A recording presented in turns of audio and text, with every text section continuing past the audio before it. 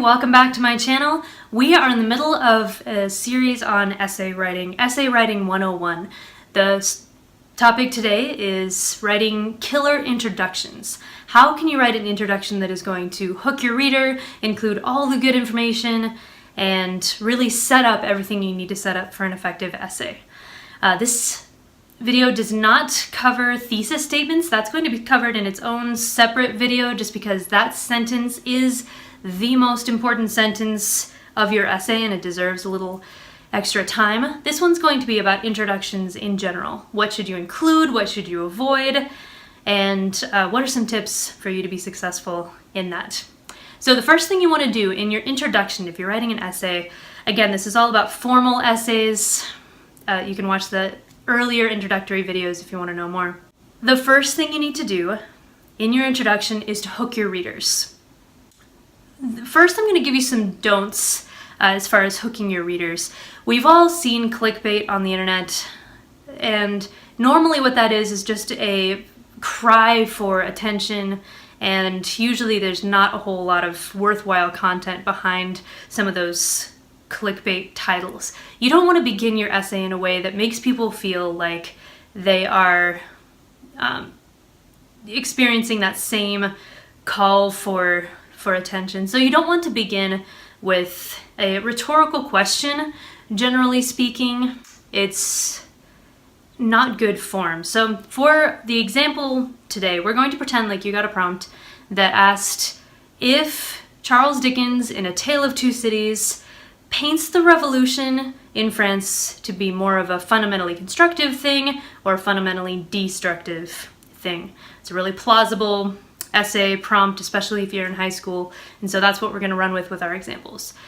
So as far as a rhetorical question goes, you don't want to begin with something like this.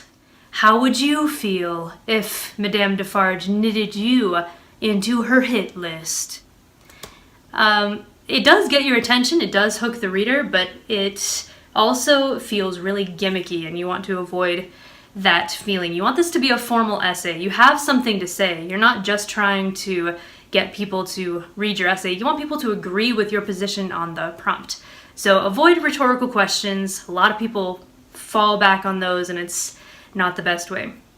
Another thing you want to avoid is using fragments for your first sentence as well. If, for instance, for the first sentence of my essay about whether the French Revolution is constructive or destructive in A Tale of Two Cities, I shouldn't say, a gun. Clickbait. Once again, that's the sense. So instead of doing either of those things, using a rhetorical question or using a fragment of a thought, you want to hook the reader in a way that's going to be relevant to the topic and still interesting and leads the reader to want more. So a good introduction sentence for a paper about that prompt that I just said would be, in A Tale of Two Cities, Dickens paints the French Revolution in broad red strokes. Something like that is awesome because you cut straight to the chase, you're talking about the topic, but it's not in a way that's just rephrasing the prompt. Now, if you're in junior high or something like that, rephrasing the prompt, saying something like, many people wonder whether Dickens, how Dickens viewed the French Revolution. That's a building block to becoming a better writer. You do have to get some of those things in place. But once you've figured out a little more about how to write essays, you want to move beyond that kind of introduction because, frankly, it's really boring. I'm a high school English teacher, as you probably know, and man, I can't tell you the number of times I've read essays or other forms of writing that begin by just restating the prompt as a statement instead of a question. It's incredibly boring. So you want to do something a bit more than that, beyond that, if you have that capability. The next thing you need to do is introduce the topic. Really, this should be involved in your prompt as well.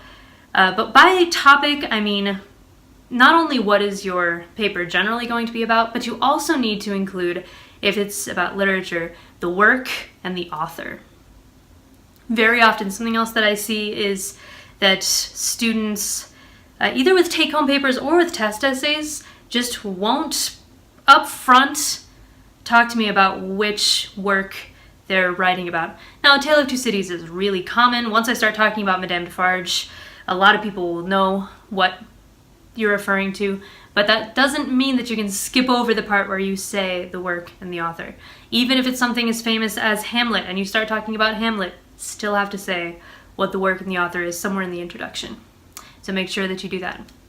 Get that general topic down, work and author, and the third element that you want to include in an introduction is some general background knowledge. If you pad your body paragraphs, which are of course the bulk of your essay, with basic background knowledge, it's going to feel a lot more like filler. But in the introduction, if you give necessary history, let's say, or you define some crucial terms that you'll be using throughout your paper, that feels completely appropriate, and in fact it's helpful for the reader to know where you're coming from right up front.